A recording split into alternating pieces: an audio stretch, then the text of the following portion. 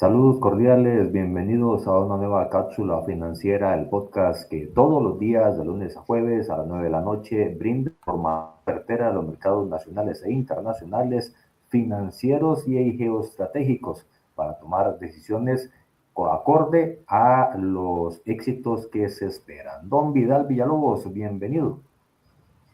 Saludos cordiales, Jonathan, y un fuerte abrazo para todas las personas que siempre nos regalan su atención y su tiempo para informarse con nosotros. Recordemos, Jonathan, que los últimos días han estado aderezados por el conflicto geopolítico, por la situación de si hay o no hay una burbuja en el sector de tecnología y particularmente de inteligencia artificial, y por eso la temporada de datos era muy importante llevarla adelante. El tema de los aranceles de Trump, que recientemente volvió a instaurarlas para muchos de los países, y el dato que teníamos que esperar hoy, la decisión de la Reserva Federal de los Estados Unidos. Entonces nos vamos a concentrar en buena parte del programa de hoy en dedicarle unos minutos a analizar esa decisión. Y paso seguido, que fue lo que hicieron los mercados entonces después de la decisión de la Reserva Federal. ¿Le parece, mi amigo, que empecemos por ahí en el menú del día de hoy? Me parece maravilloso, don Vidal, adelante. Bueno, les cuento que la ansiada y esperada decisión de la Reserva Federal fue que, tal y como la mayoría del mercado estaba esperando, no hizo ningún cambio. Si hubiese hecho un cambio al alza, eso iba a afectar las tasas de interés de futuro del mercado y hubiese frenado la economía de los Estados Unidos.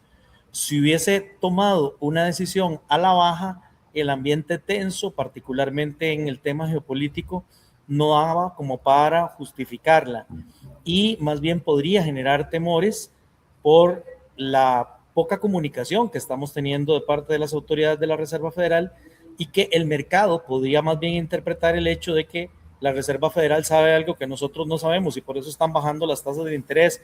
La cosa se está poniendo más complicada. Pues no, al final decidieron, como les decía, no tomar ninguna decisión al respecto y ampliamente esperada que se mantuviera la tasa ahí. Sin embargo, el mensaje después de la presentación que hizo su presidente fue más restrictivo, lo que técnicamente se llama más hawkish, más de halcón. El otro extremo es ser más dovish, más dove, más paloma, más suavecito.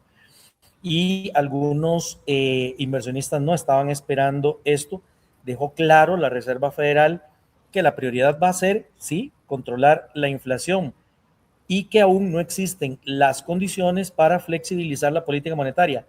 ¿Qué significa flexibilizar la política monetaria? Continuar el proceso de rebaja de tasas de interés, lo que significa que ellos están apostando entonces de que la inflación se va a mantener durante algún tiempo ahí pegada en los altos que tenemos ahora.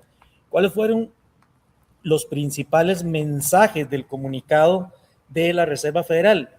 Dijeron que la economía estadounidense continúa expandiéndose, que la actividad económica mantiene un ritmo sólido, que la productividad, la inversión empresarial continúan dando un apoyo al crecimiento, que el mercado laboral permanece estable con una tasa de desempleo relativamente baja, que sin lugar a dudas el principal problema sigue siendo la inflación. Reconoce la Reserva Federal que estamos lejos del objetivo, que es de un 2%. Recordemos que el IPC en los Estados Unidos está en 3.5%. Señaló también que parte de las presiones inflacionarias provienen de oferta, que es energía y la incertidumbre internacional y geopolítica. Aquí me detengo, Jonathan, amigos, a hacer un análisis, porque en el evento de la pandemia, más bien el tema fue una inflación generada por demanda. Fue que a todos nos encerraron y luego nos sacaron y salimos del redil desesperados consumiendo. La demanda se incrementa y se incrementa la inflación. ¿Cómo paro yo eso? Con aumento de tasas de interés, que fue lo que ocurrió en todo el mundo, incluyendo Costa Rica, que nosotros la llevamos de un 0,75 a un 9%. En esta oportunidad es diferente porque no es la demanda la que está generando el problema, es la oferta, particularmente los precios de la energía. Y ya hemos visto que cuando hay algún aviso de que se llegará a un acuerdo, rápidamente los precios del petróleo bajan, pero en esta oportunidad se mantienen relativamente altos. Una de las cosas importantes que sí claramente mencionaron es que no existe un compromiso para un recorte futuro de tasas de interés. El comité reiteró que todas las decisiones que vengan en el futuro van a depender de los datos macroeconómicos que vayan saliendo. El mercado está apostando en que quizás en septiembre haya un movimiento de tasas. No dio señales. Bueno, eso ya sabíamos que iba a pasar con eh, la presidencia nueva de Kevin Rudd. Pero hay un detalle muy importante. Son 12 votos. 9 fue a favor y 3 fueron en contra, porque esos 3 preferían subir la tasa en 25 puntos básicos, reflejando la preocupación que se tiene con una inflación persistente. Luego vinieron las declaraciones de Kevin Rudd. Durante la conferencia, él dio algunos puntos claves, por ejemplo, que la lucha contra la inflación todavía no termina, que no existe una trayectoria predeterminada de las tasas de interés. Eso dijo que cada vez que iban a observar datos, lo que iban a observar era inflación, empleo, salarios, consumo y crecimiento. También dijo que la economía continúa siendo resiliente, destacando los elementos que acabamos de mencionar del reporte de la Reserva Federal. También dijo que había riesgos muy importantes provenientes del petróleo y del entorno geopolítico. Entonces, bueno, el mercado de alguna manera reacciona a todo este tipo de información. Como una conclusión para los inversionistas, podríamos decir que la Reserva Federal mantiene sin cambios las tasas, pero deja clara que la batalla contra la inflación no está por lejos ganada, que la política monetaria va a seguir siendo restrictiva hasta tener evidencia convincente de que la inflación va hacia el 2%. Y entonces ahí, mi amigo Jonathan, se vino el tema del mercado. Voy a irme a la página que regularmente nosotros utilizamos para hacer el recuento de cómo nos fue en el mercado. El Dow Jones se cayó 1.153 puntos, un 2,19. El S&P 112 puntos, un 1,52. El Nasdaq completo 433 puntos, lo que es equivalente a 1,74. El Nasdaq 100, donde están las 100 más importantes empresas tecnológicas del mundo, 570, el que más sufrió, con un 2,06%. El Russell también sufrió y cae 1,61. A estas alturas de la noche, donde estamos haciendo la grabación, probablemente ya abrieron en Asia algunos mercados. Eso que les acabo de contar fue el cierre en los Estados Unidos. Pues efectivamente, Shanghai está ligeramente al alza en un 0,13, Hong Kong está negativo pero poquito, 0,09, mientras que el mercado australiano está perdiendo 0,37.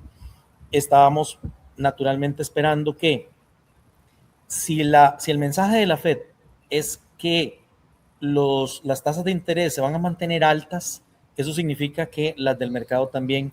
Y habíamos estado celebrando que la tasa de referencia de 10 años del bono del tesoro había caído a niveles de 4,60. Bueno, pues con esta tremenda noticia volvemos a subir a 4,68 y el precio del petróleo escala a 83,78, pero esto lo había hecho por la situación de los recientes ataques que hizo Irán a buques estadounidenses. Dice que en esas negociaciones tan extrañas que hemos siempre referido, que están en medio de negociaciones, pero se generan ataques. Entonces, podemos contar que la sesión en los Estados Unidos termina con fuertes pérdidas, con el movimiento que hizo la Reserva Federal, pero los inversionistas interpretan que las tasas de interés van a permanecer altas durante algún tiempo mientras que el repunte del precio del petróleo que acabamos de referir, junto con la toma de ganancias ante un ambiente enrarecido, hace que las bolsas reaccionen de la manera tan dramática que vimos en esta jornada el día de hoy. Importante esa lectura porque evidencia que no generó confianza en el mercado el anuncio de la Reserva Federal y por el contrario, pues hay mucha expectativa de lo que va a pasar en el corto y cortísimo plazo en función de esa necesidad de la Fed de ver evidencia, pero esa evidencia me parece que no está siendo copiada en el mercado, Vidal. Exactamente, recordemos que los mercados no son solamente datos, sino que también son expectativas y las expectativas están matizadas por los sentimientos que tenga la gente y las expectativas que tengamos. Por eso es importante la comunicación que se tenga entre la Reserva Federal y el mercado, pero sabemos que Kevin Rush ha hecho una especie de muro y no tenemos del todo información al respecto. Entonces, no solo las bolsas, sino que también los bonos del Tesoro mostraron un aumento importante en las tasas de interés y los sectores que más se afectan naturalmente son los que más dependen de crédito y de tasas de interés. Entonces, les podemos reseñar que las mayores pérdidas del Dow se concentraron en tecnología, en semiconductores, en industria y en consumo discrecional. Destacaron también las caídas de empresas como Nvidia, Micron, reflejando una toma de ganancias, en este caso, por el desempeño tan importante que han tenido en los últimos meses. La combinación, entonces, de la decisión de la Reserva Federal y lo que pasó en el mercado, podemos decir que los inversionistas efectivamente consideran que la Fed va a seguir priorizando en la inflación, incluso, y esto es lo importante, a costa de mantener condiciones restrictivas financieras durante mucho más tiempo. Y sobre todo esperando que el discurso de Kevin Rush pueda en el futuro cambiar, pero también quedamos en la duda de lo que él dijo que quería cambiar y particularmente era la meta de inflación o cómo estamos midiendo la inflación. Todavía de eso tendríamos que esperar a ver qué sale en concreto, mi amigo Jonathan. Así es, no hay que quitarle el dedo al renglón porque recordemos que las implicaciones de lo que pasa en el mercado estadounidense tiene réplicas mundiales y pues para América Latina también tiene sus efectos, Vidal. Algo que se nos esté quedando en el tintero por el día de hoy. Creemos que con eso el platillo es suficiente por el día de hoy. Mañana probablemente podremos estar hablando de reacciones en los mercados conforme vamos digiriendo estas noticias. Así que de mi parte es todo, John. Perfecto, nos despedimos entonces, Vidal, muchísimas gracias. Gracias a ti siempre por facilitar estos enlaces y de nuevo gracias a todas las personas que se nos unen, como siempre, desde el fondo del corazón. Un abrazo de colección.